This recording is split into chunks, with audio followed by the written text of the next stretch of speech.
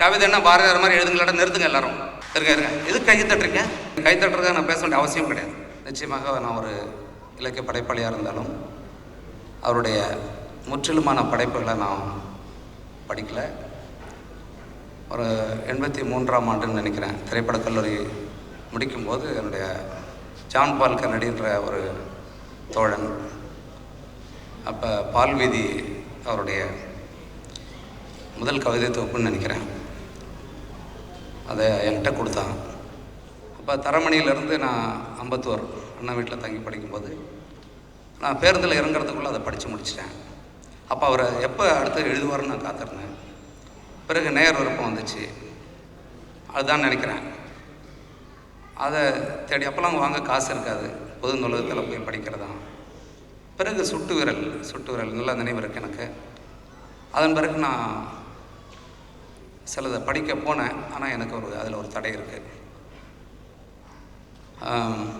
முதல் இந்த ஐயாவுடைய பெயர் கவிக்கோ என்பது கவியுடைய அரசன், கோ என்பது அரசன். அப்போ இங்கே வர்றவங்களாம் முதல்ல எழுதுறதுக்கு முன்னாடி ஒரு பட்டத்தான் முதல்ல வச்சுக்கிறாங்க. பொதுவாக கவிஞனுக்கு ஒரு பெரிய பொறுப்பு இருக்குது. மற்றவங்களை விட எந்த ஒரு படைப்பாளனுக்கும் ஒரு சமூக கடமை இருக்குது. நிறைய பேர் எழுத்தாளனாக ஆகணுங்கிறதுக்காகவும் தன்னை கவிஞனாக காட்டிக்கிறதுக்காகவும் எழுத வர்றது. ஆனால் சில பேர் தான் புற சூழ்நிலைகள், சமூக சிக்கல்கள் அவனை எழுத்தாளனாகவும் கவிஞனாகவும் மாற்றுது. அப்படி உருவானவர் ஐயா. அது தமிழ்நாட்டில் பார்த்திங்கன்னா ஒரு 2 விழுக்காடு தேரலாம். மீதி 98 பேர் ஆசைப்பட்டு எழுதினவங்க தான். அது நீங்கள் மறைச்சிட முடியாது. அவருக்கு நீங்கள் பாராட்டு நடத்தி தான் அவர் கூட நிலைநாட்டுன்ற அவசியம் கிடையாது. எங்கே மறந்து போய்டும், காலம் அவங்கள மீட்டெடுக்கும். நம்ம எல்லாரும் பாராட்டியிருக்கிற பாரதியாருக்கு வேடிக்கை பார்க்க வந்த 4 பேர். ஏன்னா அந்த பாரதி படம் எடுக்கும்போது அப்போ நான் கேட்டேன், உண்மையிலே 14 பேர் வந்திருப்பானான்னு எனக்கு ஒரு ஐயம் இருந்துச்சு. அந்த வேடிக்கை பார்க்க வந்தவங்க தான் 4 பேர், மொத்தம் 10 பேர் தான் இருந்தாங்க. ஆனால் இன்றைக்கி பாரதி நாட்டுடைமை ஆக்கப்பட்டிருக்கான்.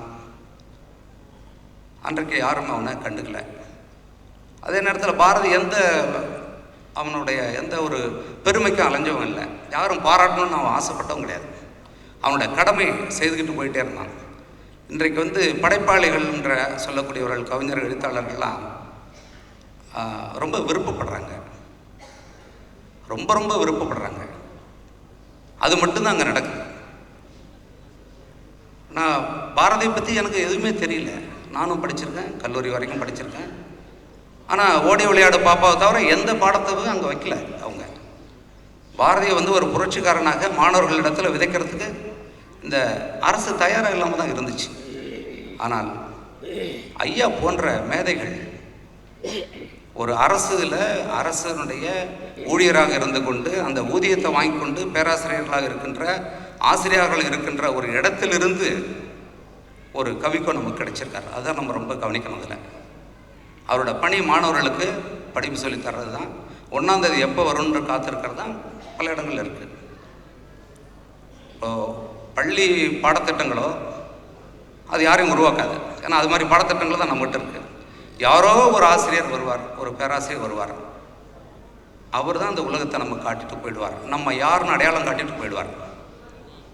எனக்கு உண்மையிலே இந்த இடத்துல நான் வருத்தப்படுறது என்னன்னா, ஐயா கிட்ட நான் மாணவனாக அவங்க படிக்கலை. நிச்சயமாக படிச்சிருந்தா இன்னும் நிறைய எங்களுக்குள்ள உறவு ஏற்பட்டிருக்கோம். நான் இன்னும் வேற ஒரு கட்டத்துக்கு நான் போயிருக்கலாம்.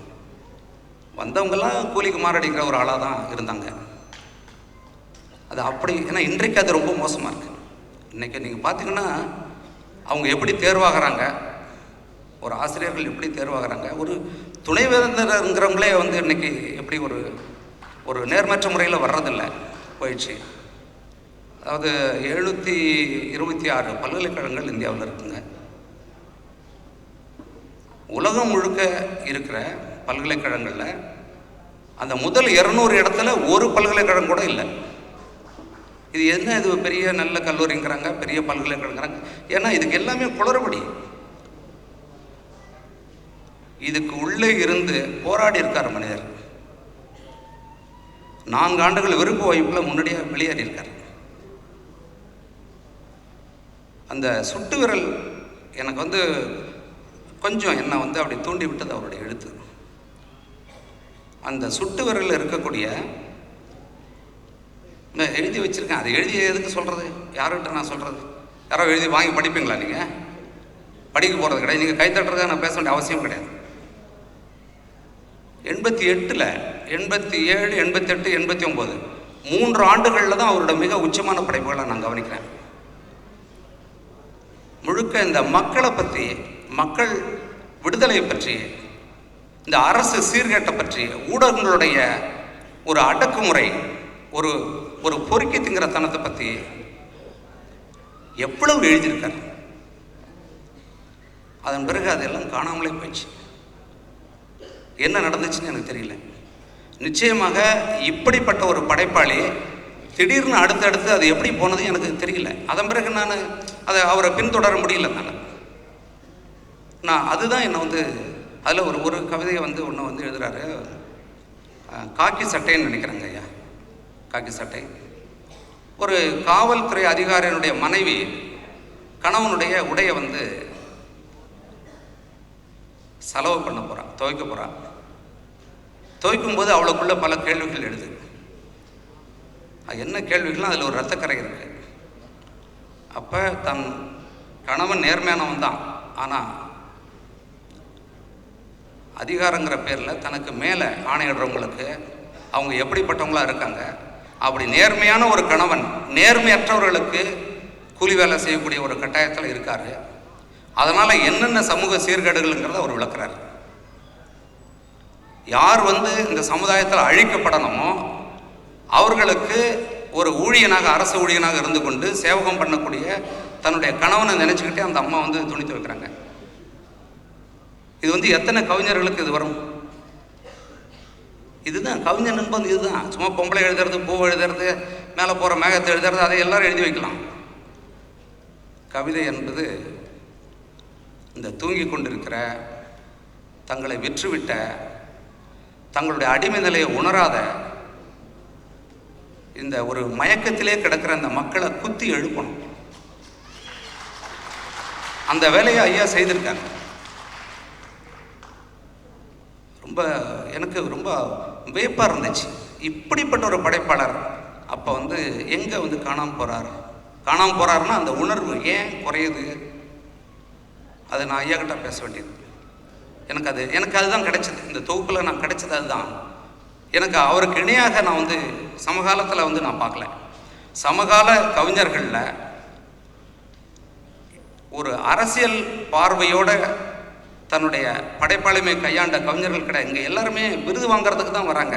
அப்புறம் போய் எங்கேயோ ஒரு மறைஞ்சிக்கிட்டு கருத்து தெரிவிச்சுட்டு உட்காந்துட்டு இருக்காங்க. வீதிக்கு வந்து மக்கள்கிட்ட போராடுறதுக்கு எந்த படைப்பாளரும் அங்கே தயார் கிடையாது. தமிழ்நாடு, இந்தியா முழுக்க எல்லாம் திருப்பி கொடுத்துக்கிட்டு இருக்கான். இங்கே அப்படி ஒன்று கிடையவே கிடையாது. இதை நான் குறையாக சொல்கிறதுக்கு இல்லை. இதுக்கு திருப்பி கொடுத்துட்டா போதுமா? எவ்வளவோ நடக்குது, அதுக்கெல்லாம் செய்யணும். நான் படைப்பாளன் எழுதுறவங்களாம் படைப்பாளன் என்ன? மக்களுக்கு தன்னை ஒப்படைச்சிடவும் தான் படைப்பாளன். எழுதுறதோட பணி முடியறதில்லை. அதில் ஒரு கவிதை வந்து ராமலிங்க அடிகளையும் காந்தி அடிகளையும் வச்சு ஒரு கவிதை எழுதியிருக்காரு. அதெல்லாம் யார் செய்கிறது? அதெல்லாம் இன்னொன்று சொல்கிறாரு, மரம் வளர்க்குறத பற்றி சொல்கிறாரு. மரம் வளர்க்குறத பற்றி அது என்ன சொல்ல? மரம் வளர்க்க சொல்கிறாங்க எல்லாரும். ஏன்னா இருந்த மரத்தெல்லாம் வெட்டி இவங்களே தின்னுட்டாங்க. யார்? அதிகாரத்தில் வந்து தின்னுட்டாங்க. இருந்தாலும் மரம் வளர்ப்போம். சரி, எதுக்கு வளர்க்குறது? நமக்கு தான் வீடு இல்லையா, அதுக்காவது ஒரு மரத்தை வளர்ப்போம். சரி, ஒன்று ஒன்றா சொல்கிறார். மரம் ஏன் வளர்க்கணும்னு குறியீடாக உணர்த்துறார். பிறகு இந்த ஊடகங்கள் எவ்வளவு கேவலமாக இருக்குங்கிறத உணர்த்துறார். ஈநாடுன்னு ஒரு கவிதை, அதெல்லாம் நான் அப்போ படிச்சதுங்க. இப்போ மறுபடியும் எனக்கு நூல் கொடுத்தாங்க, அப்படி எடுத்து பார்த்தேன். எனக்கு அது மனசில் நின்றுது. எங்கே ரொம்ப மோசமான கழிவு இருக்கோ அதில் தான் ஈ இருக்கும். அந்த கழிவுகளில் 2 இடங்களில் கழிவு கிடக்கு. சில ஈக்கள் அங்கேயும் இங்கேயும் ஓடிக்கிட்டு இருக்கு. எது மோசமான கழிவுக்கு அதுக்கு போகணும். இதுவும் அதிகமாக, இதில் அதிகமாக இருக்கான்னு ஓடிக்கிட்டே இருக்கு. இது யார் இந்த ஈங்கிறத நீங்களே புரிஞ்சுக்கலாம். ஓடிக்கிட்டே இருக்கு. அப்போ கடைசியாக என்ன செய்யுது? அப்போ அதில் சொல்கிறார், அதாவது தேசிய செய்திகளை தருவதாக தேசிய நாளேடுகளாக இருக்கிற பத்திரிகைகள் எவ்வளோ ஒரு பேமானித்தனம் பண்ணுது. இதில் நடுநிலை நாளேடுன்னு சொல்லிக்கிட்டு 2 பக்கமும் எப்படி பொறிக்குதுங்குது. இது எழுதுறாரு, எல்லாத்தையும் எழுதிட்டு அவர் சொல்கிறாரு, இதில் வந்து இதில் மலர்களும் இருக்குது இந்த இடத்துல. ஆனால் மலர்களுடைய வாசனை யாருக்கும் தெரியல. தேனீக்கள் இருக்கு இல்லையா, அங்கே மலர்கள் இருந்தால் அந்த தேனீக்களை பார்த்தது கடைசியில் அதுவும் போய் ஈயா மாறிடுச்சு. அதுவும் போய் கழிவுகளை போய் சாப்பிட்டுட்டு இருக்கு. யார் அது? இதுலேருந்தே உங்களுக்கு தெரியும். இதுதான் கவிதை, இதுதான் கவிதை. இதை வந்து ஒன்றும் வேணாங்க, 5 பேர் தமிழ்நாட்டில் உணர்ந்தான போதும். 5 பேர் படிப்பான்னு நினைக்கிறீங்களா? அதை இப்போ அடுத்த எல்லாம் இசை நிகழ்ச்சிக்கு உட்காந்துருக்காங்க எல்லாரும். இதுதான் நமக்கு எல்லாமே, பாட்டு, ஆடுறது, சாப்பிட்றது, செத்தே போய்டுறது. ரொம்ப முக்கியமானவருங்க, மிக முக்கியமானவர். இந்த தமிழ் தாய் நமக்கு கொடுத்த மிகப்பெரிய கொடை அவர், பெரிய செல்வம். என்ன சொல்கிறது, இந்த தமிழ் இல்லைன்னா ஐயெல்லாம் வந்திருப்பாங்களா, நாங்களாம் வந்திருப்போமா? எங்களை உருவாக்குனது என்ன இந்த பல்கலைக்கழகங்கள் உருவாக்குச்சா? இல்லை யார் உருவாக்குனது? ஒருத்தரும் உருவாக்கலை. ஐயா போன்றவர்களுடைய எழுத்துக்கள் தான் என்னை உணர வச்சிருக்கு. அது ரொம்ப நிறைய பேசலாம், எதை நிறைய பேசணும்னு நினைச்சேன். யாருக்கிட்ட பேசுறது? உங்கள் கைத்தட்டதுக்காக நான் பேச வேண்டிய அவசியம் கிடையாது, எனக்கு தேவையும் கிடையாது. அதெல்லாம் இந்த நொடியோட முடிஞ்சு போயிட்டாங்க. உங்கள் மனசாட்சியை தட்டணும். மனுஷபுத்திரன் உங்களுக்கு தெரியும். மனுஷபுத்திரனோட நிறையா கருத்து முதல்ல எல்லாருக்கும் இருக்குது, அது வேறு விஷயம். ஆனால் மனுஷபுத்திரன்னா நான் கவிதைகள் எனக்கு ஈடுபாடு கிடையாது. கவிதையே எனக்கு அது வரல. எனக்கு கவிதைன்னா பாரதியார் மாதிரி எழுதுங்களா, நிறுத்துங்க எல்லாரும் அப்படின்னு சொல்லணும்னு நினைப்பேன் நான். சும்மா என்ன கவிதை எழுதிக்கிட்டு இருக்கீங்க, இப்படி ஒரு கோபம் எனக்குள்ளே இருந்தது. ஆனால் மனுஷபுத்திரனோட ஒரு நாள் நான் இங்கே தான், அங்கே வடபழனியில் ஒரு கடையில் சாப்பிட்டுட்டு போகிறேன். அப்போ குங்குமம் பத்திரிக்கைன்னு நினைக்கிறேன், அதில் ஒரு பக்கத்தில் இருந்துச்சு. அப்போ அந்த கவிதையை பார்க்கும்போது ஒரு கவிதை ஹைக்கூ. ஐயா தான் ஹைக்கூ. யார் ஹைக்கூவை கொண்டு வந்து நிறுத்துறதே அவர் தான். ஹைக்கூங்கிற கவிதை பாணியை வந்து இங்கே அறிமுகப்படுத்தி, நம்ம ஆட்களுக்கு அறிமுகப்படுத்தி, அதனுடைய சிறப்பாக எத்தனை பேர்களை உருவாக்கியிருக்காரு. அத்தனை நூற்றுக்கணக்கான கவிஞர்கள் அவரால் வந்திருக்காங்க. அதில் எத்தனை தேர்ச்சிங்கிறது வேற. அந்த மனுஷபுத்திரனோட கவிதை, ராமருக்கு வேண்டும் கோயில், பாபருக்கு வேண்டும் மசூதி, எங்களுக்கு வேண்டும் கழிப்பறைகள். இருங்க எது கையை தட்டுறீங்க? ஏங்க, ராமருக்கு கோயில் வேணும்னு சொல்றான், இல்லாத ராமருக்கு, இல்லாத பாபருக்கு மசூதி வேணுங்கிறான். நாங்கள் உயிரோட இருக்க எங்களுக்கு கக்குசலடாங்கிறான். இதுக்காகவே நான் வரணுன்ற அதிகாரத்தில் இது எல்லா பேருந்தும் எழுதிக்கணும், இவங்களை உதைக்கணும்டான்னு நினைச்சுதான். அப்படி எனக்கு தோணிச்சு அந்த நேரம். இதை விட இந்த இந்திய அரசியலை, தமிழ் அரசியலை சொல்றதுக்கு இதை விட கவிதை இருக்கா? மொத்தம் 8 சொற்கள்ல முடிஞ்சு போச்சு. இதுதான் கவிதையோட வீச்சு. நிறைய பக்கமாக எழுதுறது இல்லை, ஒன்றுமே கிடையாது. அது வந்து சுண்ட காய்ச்சிய பால் மாதிரி, அணுகுண்டு சின்னதாக தான் இருக்கும். அதுதான் கவிதை. அது ஐயா வந்து உணர்ந்தவர். அவர் என்ன ஏன் உரைநடை எழுதலன்னு எழுதுறாரு. நான் என்னுடைய சொற்களை வீணாக்க விரும்பலையா, நான் ஏன் உரைநடை எழுதணும், எனக்கு அனுபவியே போயிடுச்சு எனக்கு. ஏன்னா நான் உரைநடை இலக்கியம், புனைக்கதை இலக்கியம் தான் எனக்கு. அப்போ நினைச்சேன், இது என்ன இப்படி சொல்லிட்டாரா நம்மளை அப்படின்னு எனக்கு தோணிச்சுங்க. எனக்கு என்னடா அது. ஆனால் இந்த தமிழ் இந்துல இப்போ எழுதுறாரு பாருங்க, ஒருத்தரும் எழுத முடியாது. அது வந்து சும்மா திறமை உள்ளவங்க எழுதுறதில்லை. இந்த உலகத்தை கவனிச்சிருக்கணும், நிறையா படிச்சிருக்கணும். அந்த ஆற்றல் எனக்கு யாருக்கு இருக்கிறதா எனக்கு தெரியல. ஒரே ஒரு வேண்டுகோள் ஐயா கிட்ட நான் வைக்கிறேன். உங்களுடைய ஐயாவுடைய ஆற்றல் திறமையை வந்து இது இல்லை, அவரை வந்து நம்ம பயன்படுத்த தவறிட்டோங்கிறது ஒன்று. அவங்கள பற்றி கேள்விப்பட்டது அவங்க முன்னே சொல்லிட்டார், கருப்பழனிப்பன் சொல்லிட்டாருன்னு நினைக்கிறேன், இந்த அம்மிகோத்திர விஷயம். அப்போ நினச்சேன், இது அது நம்மளை மாதிரி ஒரு ஆள் இருக்குது அப்படின்னு தான் நான் நினச்சேன். நான் என்னடா, நான் வந்து ஒரு புலமை உள்ள ஒரு சிற்பி, என்கிட்ட வந்து அம்மிகோத்திர வேலை கொடுக்குறீங்களா, சினிமா பாட்டு எழுதுறது என் வேலை கிடையாது, ஓடிப்போ அப்படின்னார். அதனால் வந்து இழப்பு வந்து இந்த தமிழ் சமுதாயத்துக்கு தான் நான் நினைக்கிறேன். இன்றைக்கு இந்த ஒரு வழிநடத்த வேண்டிய வழிகாட்டுதல் தேவையாக இருக்கிற அந்த மக்களுக்கு திரைப்படம் தான் ஒரு முக்கியமான ஒரு ஊடகம். இன்றைக்கு வந்து கண்ணதாசனுடைய பாடல்கள் வாழ்வினுடைய பல பகுதிகளை பேசுது. சாகப்போன வாலியையும் உயிராக கொண்டு வந்தது அவருடைய மயக்கமா கலக்கமா பாடல் தான். அவர் எழுதணும், அதையும் அவரே சொல்லிட்டார். கருப்பழனியப்பன் எனக்கு எழுதுங்கன்னு. நிச்சயமாக நான் அவர் எழுத வைக்கணும்னு நினச்சிக்கிட்டு தான் இருந்தேன். ஆனால் அதுக்கான சரியாக வரணும். அவர் எழுதுனாருன்னா அது அப்படி இருக்கணும். சும்மா என் படத்தில் எழுதுங்கன்னு சொல்கிறதுக்கு எவ்வளோ நேரம் ஆகும்? அதுக்கான ஒரு தரமான படைப்போட நிச்சயமாக நான் வருவேன். நன்றி, வணக்கம், வாழ்த்துக்கள் வாழ்த்துக்கள் வாழ்த்துக்கள். எல்லாமே தனியார் மயம், தாராளமயம் அப்படின்னு என்ன அர்த்தம்? எவ்வளவு வேணாலும் கொள்ளையடி, எத்தனை பேர் வேணாலும் கற்பழி, எவ்வளவு பேர் வேணாலும் கொலை செய்யி, யாராவது கண்டுபிடிச்சிட்டா பதையை மட்டும் விளைவிக்க. இதுதான் தாராளமயம். இன்னைக்கு கட்டையை குறுக்க போட்டு 50 கிலோமீட்டருக்கு 50 ரூபா வசூலிச்சுட்டு இருக்காங்க. எல்லாம் திருட்டு.